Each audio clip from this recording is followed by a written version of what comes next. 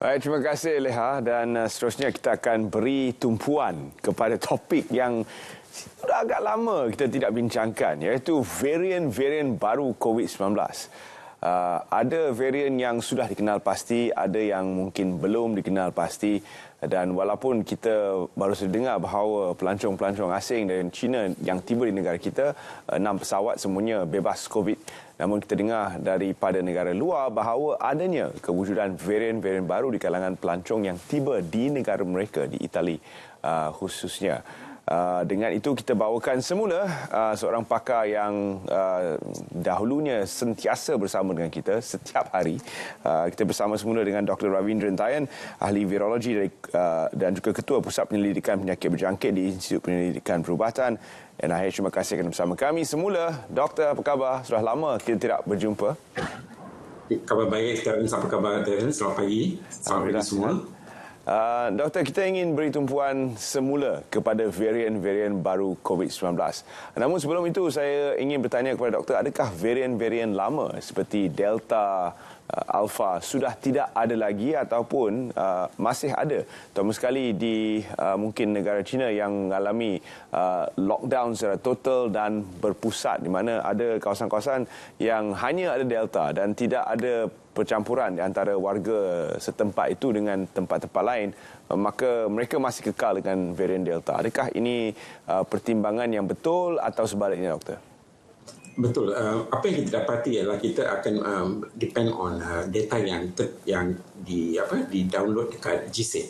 Dan based on data itu, apa yang kita menunjukkan bahawa varian-varian asalnya memang Wuhan ancestral pada awal 2020, dan varian itu Wuhan ancestral dah tak ada dah sebab dia dah pupus. Lepas itu memang kita ada macam-macam varian termasuk Alpha, Beta, Gamma dan Delta. Tetapi apabila virus ini sentiasa nak ingin mendirikan diri supaya dia jadi lebih kuat, apa yang kita dapati ialah daripada based on maklum balas daripada ataupun maklumat yang download dekat GSAID menunjukkan varian-varian lain, Alpha, Beta, Gamma semua dah pupus. Walaupun di negara China, sebab apa semua negara kita mengharap akan melakukan penjujukan genom, sebab cara ini baru kita boleh mengenal pasti varian. Apa yang kita dapati bahawa ialah varian-varian seperti Alpha, Beta, Gamma dan Delta sejak Februari 2022 dah tak ada dah, tak jumpa lagi.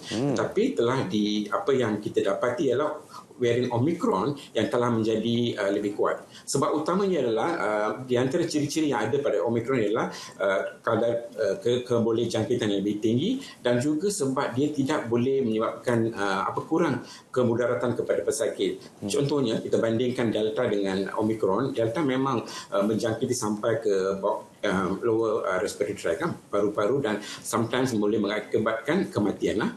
Varian-varian yang paling banyak menyebabkan kematian adalah Delta. Tetapi dengan itu virus pun pupus. Tapi selepas itu memang apa yang kita dapati ialah virus ini pun bertambah untuk dia bersaing dan supaya dia boleh hidup bersama kita, bersama dengan masyarakat, di mana dia akan mengurangkan macam mana masa virus tu replicate itu memang ada mutasi-mutasi yang boleh memberi kelebihan kepada virus untuk dia mandiri, tapi tidak menyebabkan kemudaratan yang teruk kepada pesakit. Dengan ini virus ini masih boleh kekal. Sebab tu Omicron dah lebih setahun memang masih kekal dekat komuniti, berbanding dengan Delta dengan yang lain semua dah pupus dah.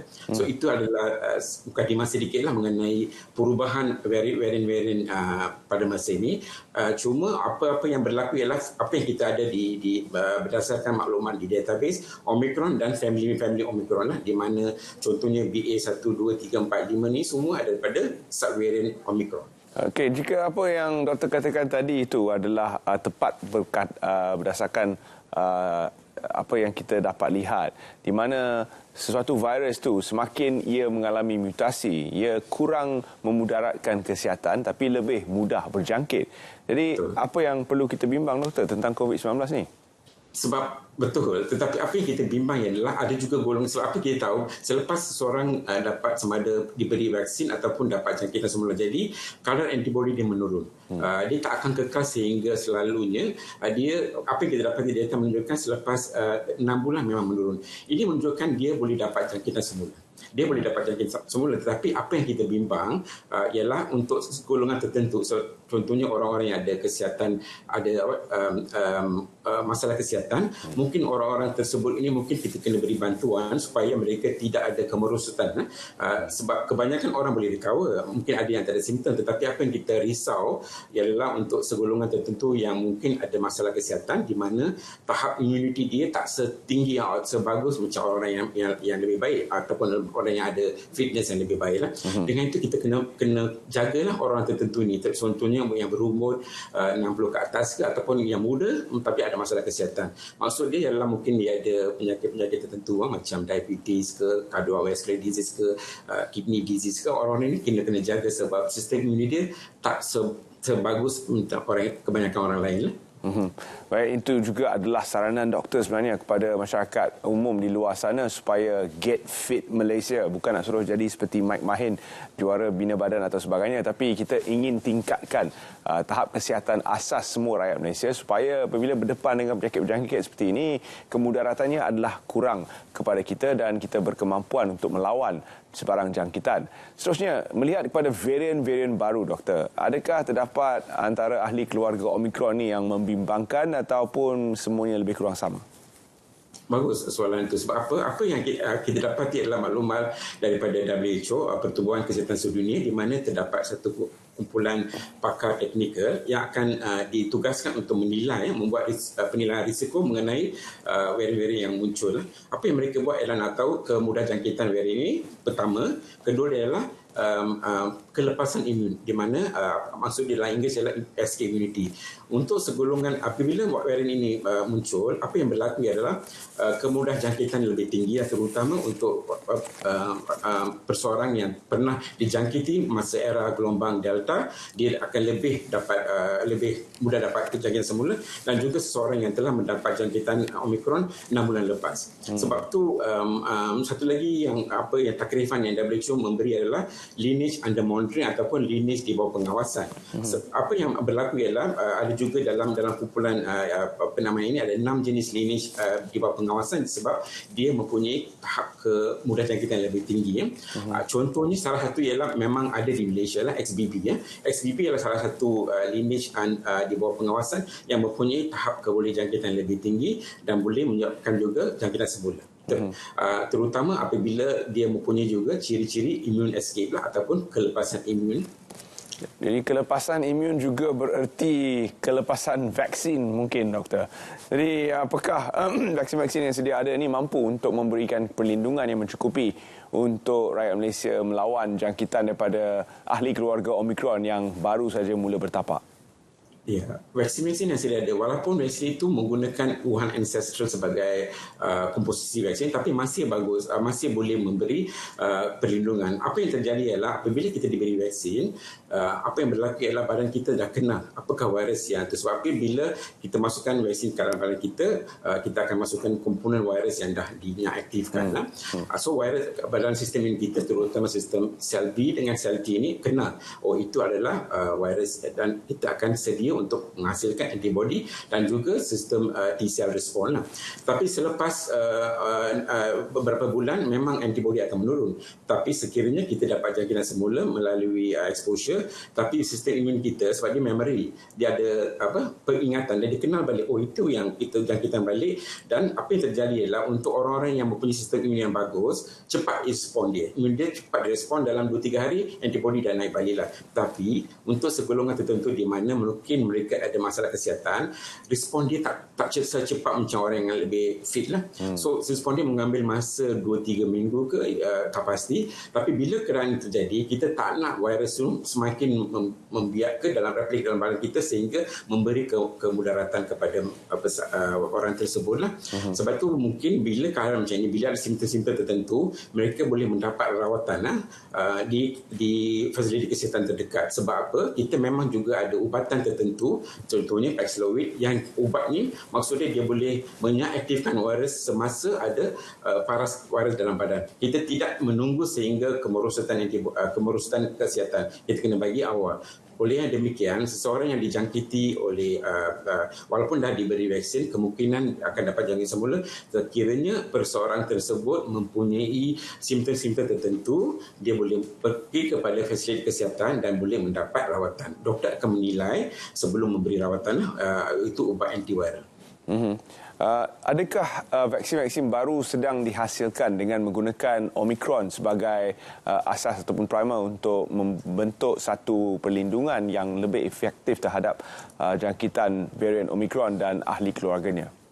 Betul. Apa yang terjadi sekarang kita tahu seperti yang saya kata tadi, mulai Februari 2022 kebanyakan varian yang sedang menular adalah Omicron saja. So apa yang pihak syarikat vaksin farmaseutical ini buat ialah dia akan masukkan komponen Omicron juga. Of course dia akan letak Omicron Wuhan ancestral sebagai asas dia dan dia akan campur dengan Omicron. Tujuan dia ialah untuk memberi perlindungan kepada Omicron juga. Tetapi seperti yang saya kata, itu adalah satu latest from syarikat vaksin. Tapi walaupun begitu, kita masih boleh menggunakan vaksin yang sedia ada yang menggunakan Wuhan ancestral untuk memberi sedikit memberi perlindungan juga. Masih ada yang menolak vaksin dan mengatakan bahawa sekiranya dikenakan jangkitan secara semula jadi perlindungan yang dihasilkan oleh badan adalah mencukupi. Apakah pandangan doktor tentang isu penolakan vaksin yang mungkin semakin ketara selepas kita membuka pintu sempadan? So penolakan vaksin itu mungkin ada sebelum tertentu, tetapi kita pun harap apa yang berlaku ialah sekiranya sebab mungkin mereka ada sebab tertentu lah kenapa dia menolak kan. Tapi apa yang penting ialah kita ada juga herd immunity. Pada masa kita, sebab bila kita tengok balik paras immunity di kalangan rakyat Malaysia, secara totalnya 85% daripada kita sudah mendapat vaksinasi, sekurang-kurangnya dos kedua ya. Dan bila ini terjadi, dia akan juga memberi apa yang disebut herd immunity, di mana segolongan orang yang telah mendapat vaksin ini akan membantu supaya virus tak masuk dalam. Tapi bagaimanapun sebab Omicron ini, ciri-cirinya dia memang ada immune escape lah, kelepasan immunity. Itu yang menyebabkan dia masih boleh menjangkiti orang walaupun orang yang telah diberi vaksinasi because of immune escape lah. Tapi untuk apa yang jadi impact kepada orang yang ada memory kepada virus ini kurang, sebab sistem dia boleh recognize. Tetapi berbanding dengan orang yang tak pernah ambil vaksin, kemungkinan sekiranya orang tersebut tu mempunyai masalah kesihatan, apa yang kita khawatir ialah kemerosotan kesihatan itu lebih ketara berbanding dengan seseorang yang telah mengambil vaksin sebab memory system. Tapi sekiranya orang yang tak ambil vaksin telah mendapat jangkitan semula jadi, mungkin ada memory, tapi sama ada memory itu cukup memadai ke, kita tak pasti. Baik, doktor, untuk memberi satu gambaran tentang keberjangkitan Omicron ini, ada yang mengatakan ia adalah lebih mudah berjangkit daripada cacar air ataupun measles. Adakah anggaran itu tepat ataupun mungkin ia adalah sesuatu yang digembar-gemburkan? Berbanding dengan measles, memang measles adalah satu penyakit waras yang sangat mudah berjangkitnya. So not easy untuk saya bandingkan, tetapi memang bila kita memberi vaksin measles kepada kanak-kanak kan, so itu yang kita tahu. Tetapi yang kebanyakan orang yang mendapat jangkitan ini yang membawa kemudaratan ialah kanak-kanak. Tapi untuk untuk COVID ini bukannya hanya untuk kanak-kanak, kita perlu memberi vaksin kepada dewasa. Dan kemudahan jangkitan memang berbeza. Tapi yang lebih mudah berjangkit adalah measles. Dia memang dia ada kemudahan jangkitan yang lebih tinggi berbanding dengan COVID. Baik, terima kasih kita ucapkan kepada doktor kerana bersama kami semula. Saya rasa kita akan terus menjemput doktor setiap minggu mungkin untuk memberi perkembangan terkini berkaitan dengan varian-varian baru dan juga bagaimana rakyat Malaysia menghadapi jangkitan dan gelombang baru COVID-19 ini. Terima kasih doktor kerana sudah bersama kami. Terima kasih untuk jemput saya. Sudah pasti perbincangan itu membawa